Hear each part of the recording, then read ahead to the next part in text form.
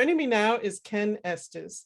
Ken is a philanthropist, American entrepreneur, and an inspirational testament to the excellence a determined spirit can achieve. At 18 years old, a motorcycle accident left him a quadriplegic. He later became instrumental in changing the landscape of wheelchair accessibility in the world. And in 2003, he introduced the cannabis strain Granddaddy Perp, one of the most distinct and renowned strains in the world. Welcome to the show, Ken. Great. Thank you, Wendy. Thanks for having me. I'm so glad you're I'm going to here. enjoy talk about this. I always talk about cannabis, but there's a chance for me to talk about disabilities and people who are suffering. I mean, we all have a disability. Mm, I mean, I always see that. mm, I mean, the very few people have I met that I think are so together that they're not suffering from whether it's mentally or spiritually or bad diets or anger or so many different things you can go on about. mhm. That's So a I'm glad really I get good to kind of point. talk. Mhm, Yeah, so I'm glad I get to talk about disability, and that kind of sharpened my teeth on learning how to do activism. So I really got started with activism with Dan OHara, and I was quadriplegic and and paralyzed from neck down. I was 18. I was in a hospital, and one day this Irish man, hey Ken, how you doing? My name's Dan OHara, and I said, oh, nice to meet you. What are you doing here? He was disabled. He came to America. He got off a plane in San Francisco. He got a taxi to Oakland. He got out to use actually caught a bus there, and he went out in the Greyhound bus station in Oakland. And mhm. while he was using the urinal, somebody struck him on the back of the head with a board Oh and my gosh. paralyzed him from the neck down. Whoa. He actually did like me. He was incomplete, so he actually got a little arm movement and was able to wheel his own chair around. Mhm, And he came to motivate me and to talk to me. And this was kind of something he was doing. He was an activist. And right at that point, then we had no disabled parking and there was no wheelchair ramps out or anything like that. So we both just connected. And he nice. started coming back to me and talking to me. And I was in Walnut Creek at that time at the hospital. And he actually lived in Walnut Creek too. And he was doing this activism stuff he was telling me about and saying, would you like to, work with me on this? And I said, oh yeah, I would love to. Now I'm in the disabled world. I mean, what can I do? I want to help Mhm, myself and I want to, if I can help others. I wasn't really thinking more or less that. I was actually thinking more about helping myself mhm. and learn from somebody who kind of knows what they're doing. Sure. And Yeah, it he was seems going, like that was sort of meant to be, the two of you teaming up and getting together with similar circumstances and kind of a spirit to learn more, help yourselves, and in turn help others. I love that. correct. That was a big inspiration because he was going around speaking places and going around speaking at churches and saying, "How come you guys have to carry me up these stairs, my chair, to get into a church?" And Mhm, you say that the church is saying everyone has access, and we all want everybody in. But I'm noticing disabled people and wheelchair people outside the church. You come outside to give us a sandwich or talk to us. How come we can't come in? mhm, And he actually decided to wheel his wheelchair across America to Washington, D.C., where he met Ted Kennedy mhm. and every city he went into, there was always news stories.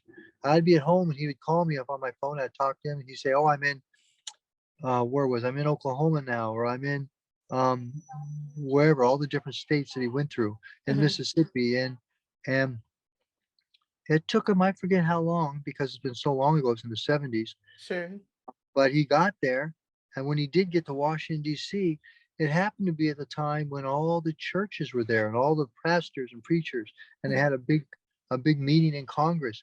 And Ted Kennedy had known about Dan OHara, and he said, "Hey Dan, come on in here. I want you to speak." He said, "Oh no, no, yeah, speak in front of this Congress. Come up with wow. me and speak in front of these Uh-huh. religious leaders Mhm, and tell them how there's no access to churches and you can't get into churches mhm, and you want to go in there and get the blessing of God and you were a believer and you just feel like you were kind of left out." mhm. So Ted Kennedy backed off and let him speak. And he was, yeah, hi everyone. I just wanted to say I don't have access to, that's a bad Irish voice probably, but Right. he just said how he didn't have access to the churches. Hmm. and it really convicted everybody. And it was amazing how him doing that, right away, churches began putting wheelchair ramps in. Wow. And they See, all had a meeting to agree to do it. And mhm, it's like one person had that kind of effect. right. And that's when I realized that one person can have an effect. And it must have had a huge impact on you because you have used your voice for the disabled as well and gotten involved. And you may have started, as you said, for yourself, which there's nothing wrong with that. But then you realize that you can have an impact on others in such a positive way. What are your thoughts now about disability? You know, there's still some stigma attached to it, and there's still access problems some places. Oh, it's an uphill fight. It's an uphill fight. Mhm, Like with my friends of color, with women, with disabled people, we all still have a journey.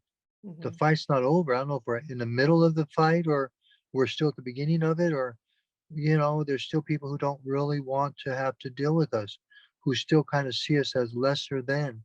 And mhm, we have to fight this fight to get a right where we get a chance at going to school. mhm, And that's what saved me, was going to college. And back then in California, they had the disability rights, and that whole group is kind of disbanded, and it's not mhm. around anymore. But they were able to pay me to go to school. That's fantastic. You went through school after you became a quadriplegic, obviously, because you were just 18 when this Yeah, happened. Um, yeah, correct. so you Well, had, I lived in old folks home. That's where, I mean, I was the youngest guy there. It was all old people, but mhm, there was a wheelchair. The woman that worked there said, "Hey, I'll see if I can get you into here to get a place to live." And the community college was just down the street. mhm. So I actually wheeled to school every day, Wow. and whether it was rain or what. Mhm, And so I went to these and I began to speak and explain why I wanted this scholarship. And there wasn't many disabled people at school at that time. mhm. So I was able to make, probably brought in $2,000 to $3,000 a month just on grants and scholarships, Wow. which kept me going to school. And in fact, I thought, man, I want to go to school forever. I mean, it's like I feel safe here. Uh-huh. I get paid to go. Right. I was a journalism major and English major. I eventually went to Hayward State. Nice. And Nice. but then again, I had a friend who said, "Hey, I've got some money from my accident. Would you like to do business together?" Mhm. So then I looked into tanning and hair salons for some reason. I said, "Hey, we can spend 50,000 and we can do this." So I was activist with OHara, Uh-huh. and I actually had my own business. Nice. So then I got out of college and began making money. Nice. That's So, that's an amazing story and inspirational for all of us, really. So you've also spent most of your adult life fighting for the legalization of cannabis and developing cannabis strains for medical use. Um, and you went through multiple raids on your gardens and oh, yeah. dispensaries. You've been through a lot, and you brought us Granddaddy Perp, which is Yeah. amazing. Um, so, what are your thoughts about cannabis and disability, and cannabis as a businessman, as and disabled man? What are your thoughts about that? Well, disabilities, I don't think I would have got through it without cannabis, because when I was first injured, I was in a rehabilitation center in Vallejo, which had a lot of Vietnam vets there. Mhm, And I didn't really use marijuana. They had me on a handful of pills, mhm, and I just wasn't sleeping. And I felt horrible. So I really turned to the Vietnam vets, who told me, "Come over here and smoke this." I said, "What? Marijuana? mhm. Oh, what the hell? I'm on pills anyway. Let's try it." And I felt medicinal benefit immediately. Wow. And it really changed my life. And then that was in the 70s when I started smoking Colombian Gold, Panama Red, Thai Stick, Skunk. These were such medicinal strains that I really realized in an early age, and right there early in my disability, that this was actually helping my recovery more than the pills. Mm, So I began preaching right away, talking to my doctors, talking to other patients, saying, try this herb, try this. And I really recognized how it was helping a lot of people's quality of life, mm, using the cannabis instead of alcohol. Because legally they said, oh, just drink. I had people tell me, here, have a couple of shots. This will help you. mm. And it kind of did. It took me out of my funk, Sure. but it didn't have no long-term really benefits. The Mhm, cannabis was like total medicinal. smoking, oh, I feel good. I want to like study. I want to go to school. I want Right. to do things. I began to feel motivated, all because of cannabis. So that's interesting that you mentioned that. It actually motivated you, helped you to stay focused and achieve your goals. There's so much stigma surrounding cannabis, and people think, it'll kill your brain cells, it'll make you, just lying on the couch and not motivated. But you didn't see that. Your quality of life improved, it sounds like. Yeah, no, I noticed right away that I think that the people who are unmotivated and lazy, they already bring that to the table. It's not really cannabis that does that. I Mhm, was noticing that those of us who were kind of motivated and worked hard, cannabis was just a part of something that kind of helped me with my physical pain of sitting in a wheelchair all day long. I mhm, could go to my apartment or go out to my vehicle in the middle of the day, have a hit. Ah, felt better, go back to school, do mhm, my homework. So there was a total medicinal benefit I couldn't ignore, where I just talked to everyone and told everybody. And people would do like you said, would like, come on, man, you're like gonna be on dope, dude. You're gonna be like mhm, brain dead, mhm. and it was like that wasn't really what happened at all. Right. That's important. It's a very important point. So would you say where cannabis, quality of life, and disability kind of intersect is a really positive thing? Oh, it totally had me turned around.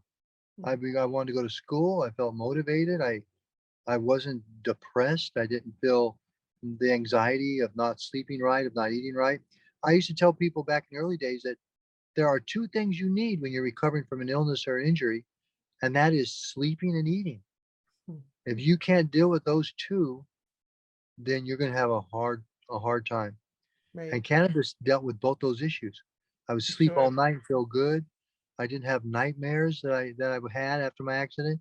Kind of the accident happened in my head, and the disability and the stress and the way people looked at me. And after I was doing the cannabis, I just wasn't really caring too much. Mhm, And I kind of just started focusing on myself and self love mhm, and trying to educate myself so that I could actually participate and maybe get a job and maybe make a living. mhm. And later down the road, I started meeting different women, and I would start dating, and I started Nice. realizing I could have sex. After about 6 years into my accident, Mhm. a woman that I was with was experimenting with me, and wow, I was able to ejaculate again. And I Nice. was like, oh my God. Oh, this was one of my biggest depressed things, that Sure. maybe I wouldn't find a girlfriend. Maybe I don't get to experience sexual contact. Mhm. And then I did. And that was like totally turned my life around too, because now I, then later I got a woman pregnant, and then I had children, and I was told I couldn't do that. Talk about quality of life, brought to you by cannabis. Yes, yeah, I really have. I used to start city council meetings back when I was fighting for cannabis, and the city council meeting, my beginning argument was, or statement at speaking at city councils was, medical marijuana saved my life. Mhm, And people back then was like, oh, that was a pretty strong statement. mhm, And then I would explain how it did it. And I did notice city council members and people in the audience quiet, listening to me. So it was having an impact on people. mhm. For sure. For sure. It's such an inspirational story and also a testament to, sometimes in mainstream medicine, allopathic doctors, they tell people these things, you may never walk again or you may never have children. They don't even say you may. They No, say no, they tell you you're not. you're Yeah, not they're going pretty. to, right? They actually convince you. They want you to be convinced, which I was, but Mhm, I didn't give up. That was kind of what cannabis did to me too. It caused me to quit giving up. Do you want to try this or not? Do you want to die? I did kind of, mhm, but there was a point in my life I finally said, no, I don't. I'll do this. I'll try. There's other people doing it. There are people even worse than me, I was noticing. So mhm. what am I complaining about? Let me pick up my luggage and let me get back on the road. Let You're me go to giving me school. goosebumps, Ken. This is, we make our lives what I've always believed this. We manifest what we want. And many times people don't realize that, and they're manifesting what they don't want. We're told these things from all different angles, and it really depends on your own beliefs and the will to keep going forward. And we see that in your life so beautifully. Thank you so much for giving us this shining example, you know. No, I don't know where that fighter in me came, but when it did show itself, Mhm, I all of a sudden did become a fierce fighter, working for disabled rights, being outspoken, telling people that, it's not me on cannabis they should be worried about. It's that you guys drinking too much alcohol, taking too much pills. mhm, There's things worse than this. And they would say, no, that's got to be the worst, man. If I was you, dude, I'd want to be dead. And I say, yeah, I understand that. I kind of felt the same way, but I realized I have one life and I mhm, really don't want to be dead. I actually want to try to live it to mhm, the fullest. No matter what I have, I want to try to have as much fulfillment as I can get.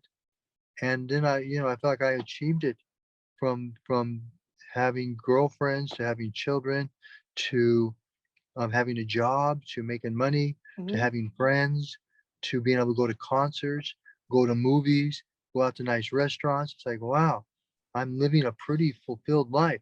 In fact, I started realizing that my physical disability in a wheelchair, even without gripping my hands, and I'm struggling so bad, I would watch people looking at me. But I realized that a lot of people with depression and mental illness, bipolar, with certain things they're dealing with, anger, mhm, I would rather sit in my wheelchair and not be in their body that's walking around mhm. because of the torment they're going through emotionally and in their own head and the Mhm. hate they have. And I didn't really feel all that. So I really felt like cannabis really helped me find that spot where I wasn't Amazing. a hater Mhm. and I wanted to live and I wanted to inspire. Well, you've definitely done that. So where can people get in touch with you? You can go to Instagram, Ken's GDP, or Facebook. And I have a friend, Jamal, who works with me, and I'm up in the mountains with no Wi-Fi, Oh, and I live goodness. on a farm up there. Uh-huh. So right now I have him looking at the Facebook and giving me comments from people every day, and I'm always reaching out to people every day that Nice. reach out to me. So you can look at me up on Facebook, Ken Estes, to Well, reach out thank to you. All people. of your contributions for disabled people, for cannabis, for medicine. It's just so inspiring. And thank you so much for joining me. Oh, my pleasure, Wendy. Thank you, and keep up the good work.